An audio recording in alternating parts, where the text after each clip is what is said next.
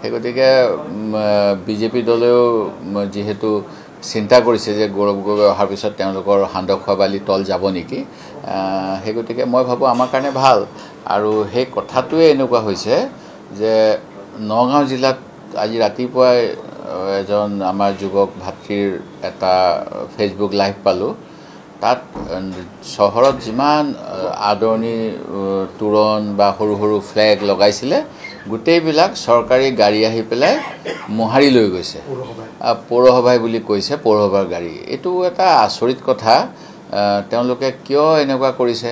মুখ্যমন্ত্ৰী মহোদয় বা পবিত্ৰ মাৰ্ঘাৰিটা ডাঙৰে আমাকতো মানে কংগ্ৰেছ নাই, কংগ্ৰেছৰ কেতিয়াও নহয়, এনেকুৱা কথাই কৈ থাকে। তাৰপিছত যদি নথকা বস্তু এটাতো ৰাস্তাত ডিছপ্লে হৈ থাকিলে তেওঁলোকৰ কিয় ইমান চিন্তা হৈছে, শংকিত কিয় হৈছে, সেইটো এটা প্ৰশ্ন।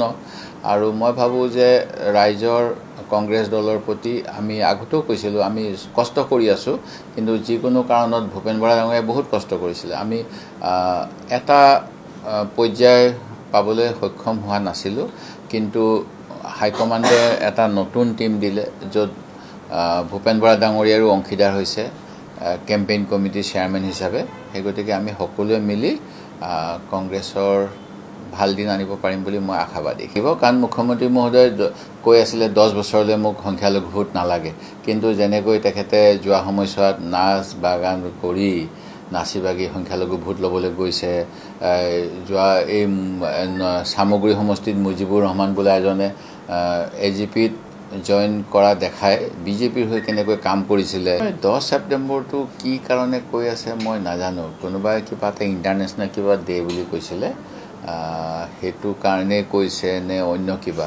আৰু SITয়ে যেনেধৰণেৰে SITখন কিয় গঠন কৰা হয়? এটা বিশেষ তদন্ত কৰাৰ পিছত তেওঁ জবাবদিহি কাক কৰিব লাগে, আৰু তেওঁলোকে কাৰ ওচৰত জবাবদিহি হয়, তেওঁলোকে কোৰ্টত যাব লাগিব, এটা ৰিজলিউশ্যন আনিব লাগে এটা কেছৰ, যিহেতু সাধাৰণ পুলিচ বাহিনীয়ে তদন্ত কৰিব নোৱাৰিব পাৰে বুলি এটা ধাৰণা লৈ পেলাই স্পেচিয়েল ইনভেষ্টিগেশ্যন টীম বনোৱা হয়। এই টীমটোৱে যিখিনি পাব কেছটো ৰেজিষ্টাৰ কৰাৰ পিছত তাৰ চাৰ্জশ্বিট দিব লাগে। সেই গতিকে 10 তাৰিখে চাৰ্জশ্বিট দিব, চাৰ্জশ্বিটখন ৰাজহুৱা কৰিব নে কোৰ্টৰ সিদ্ধান্ত আহিব, মই একো বুজি পোৱা নাই। কিন্তু গৌৰৱ গগৈ ডাঙৰীয়াইতো স্বীকাৰ কৰিছে।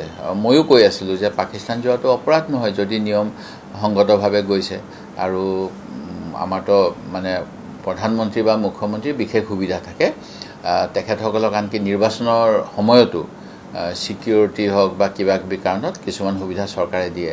ঠিক তেনেকৈ প্ৰধানমন্ত্ৰী হোৱাৰ অজুহাততে কাকো নজনোৱাকৈ আমাৰ প্ৰধানমন্ত্ৰীয়েতো বিৰিয়ানী খাই আহিছিলে তাৰ প্ৰধানমন্ত্ৰীৰ ফেমিলি পাৰিবাৰিক অনুষ্ঠান এটাত। সেই গতিকে সেইটো কোনো ডাঙৰ কথা যদি প্ৰধানমন্ত্ৰী এজন যোৱাটো নহয়, সাংসদ যোৱাটো হ'বই নোৱাৰে নৰ্মেল পৰিস্থিতিত। আমি তেখেতক যিহেতু মাফ কৰি দিছোঁ, প্ৰধানমন্ত্ৰী এনেকৈ কাকো নোকোৱাকৈ শত্ৰু দেশৰ বিৰিয়ানী খাই অহাৰ পিছত। কাৰণ প্ৰধানমন্ত্ৰীয়ে কি খাব কি নাখাব সেইবিলাকৰো বহুত টেষ্টিং হয়, VIP বিলাকৰ টেষ্টিং হয়। তেনেকৈ তালৈ ফুড ছিকিউৰিটি অফিচাৰ লৈ গৈছিল নে নাই সেইবিলাকতো জানিব লাগে।